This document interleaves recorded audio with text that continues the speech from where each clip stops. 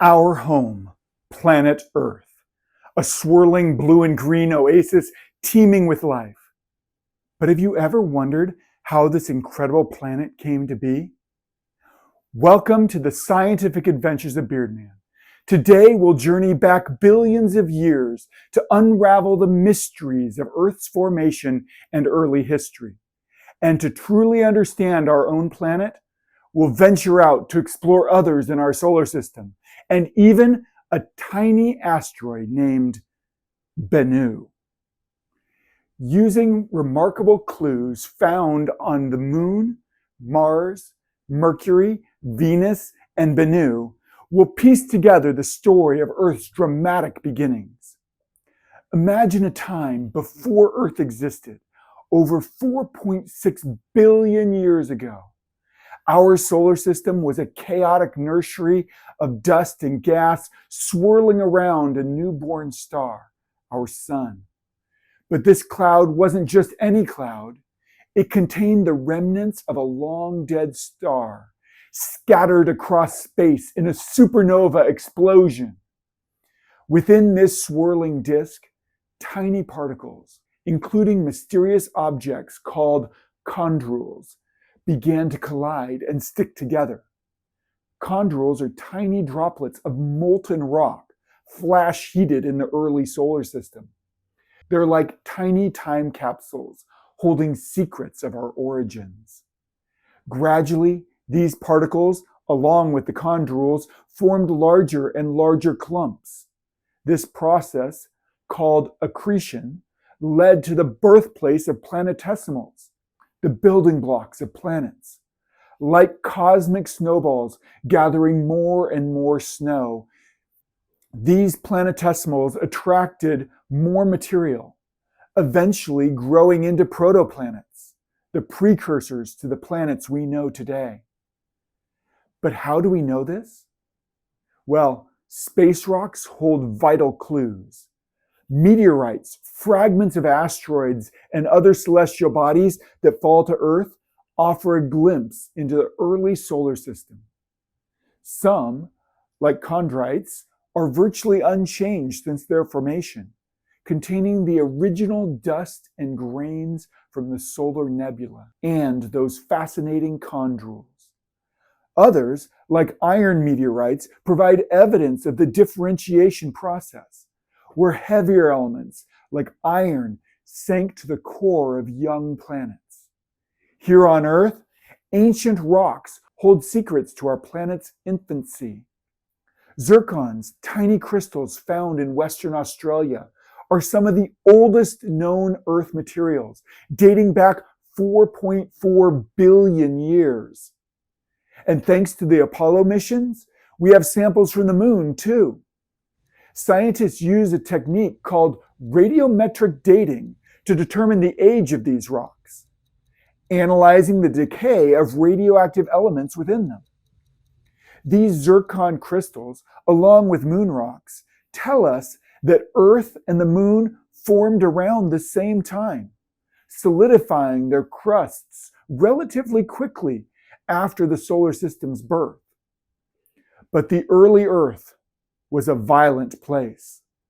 Evidence from the Moon, our closest neighbor, reveals a period of intense bombardment by asteroids and comets. The Moon's heavily cratered surface, preserved in a way Earth's is not, due to a lack of atmosphere and erosion, is a testament to this chaotic era. And this wasn't unique to Earth and the Moon.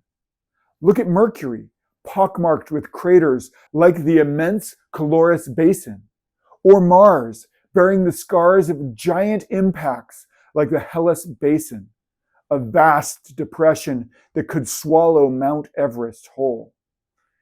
These cratered landscapes across our solar system tell us that this was a time of intense planetary construction, with collisions shaping the very form of these worlds.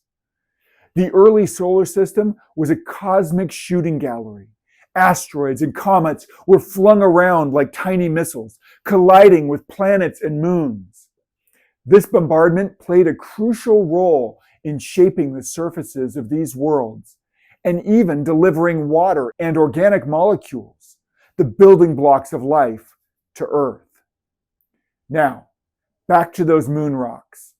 They show striking similarities to Earth's mantle in their composition, particularly in the abundance of certain elements like titanium and the specific flavors of oxygen called isotopes. This strongly supports the theory that a giant impact with a Mars-sized object blasted material from Earth's outer layers into orbit, eventually coalescing to form the moon. The moon rocks also tell a story of intense heat. They're rich with a mineral called anorthosite, which forms when lighter minerals float to the top of a vast magma ocean. Imagine the entire moon covered in a sea of molten rock. This magma ocean solidified as it cooled, and the anorthosite crystallized, forming the lunar crust.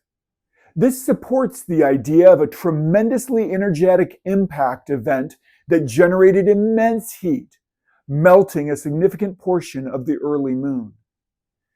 As Earth cooled, water vapor in the atmosphere condensed, forming the first oceans. Volcanic eruptions released gases, creating a primitive atmosphere. Gradually, land masses emerged from the oceans, forming the first continents. This early Earth was a stark and alien world. But the stage was set for the emergence of life. And while Earth evolved into a habitable planet, its siblings took different paths. Venus, with its runaway greenhouse effect, became a scorching inferno, its surface dotted with volcanic features like pancake domes. Mars, once warmer and wetter, now shows signs of ancient riverbeds and evidence of past liquid, hinting at a potentially habitable past. But Mars also reveals a history of tectonic activity, though different from Earth's. Massive volcanoes like Olympus Mons, the largest in the solar system, and vast canyons like Valles Marineris, dwarfing the Grand Canyon, tell the story of a planet that once rumbled and stretched. The Tharsis Bulge, a vast volcanic plateau, shows how internal forces shaped the Martian landscape. Even tiny asteroids like Bennu hold valuable clues. Bennu is a rubble pile of rock and organic material, a leftover from the solar system's formation. It's a time capsule, preserving the ingredients that went into making the planets. By studying Bennu, we can learn more about the conditions in the early solar system and the process that led to the formation of the Earth. By studying these diverse outcomes, including the varying forms of tektonism on different planets, we gain a deeper appreciation for the delicate balance of conditions that make Earth so special. But it's not just about the geology. The size and composition of planets tell a story too.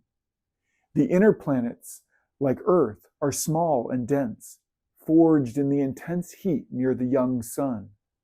Further out, the gas giants, like Jupiter and Saturn, formed where it was cooler, allowing them to capture vast amounts of hydrogen and helium. This distribution of sizes and compositions provides a vital clue about how our solar system organized itself from that initial cloud of dust and gas. As Stanford planetary geologist Matthew Lepotre puts it, sometimes you need to leave home to understand it. Exploring these other worlds provides valuable context for understanding Earth's deep past, its complicated relationship with life, and even its potential future. The story of Earth's formation is a testament to the incredible forces that shaped our planet and paved the way for life as we know it.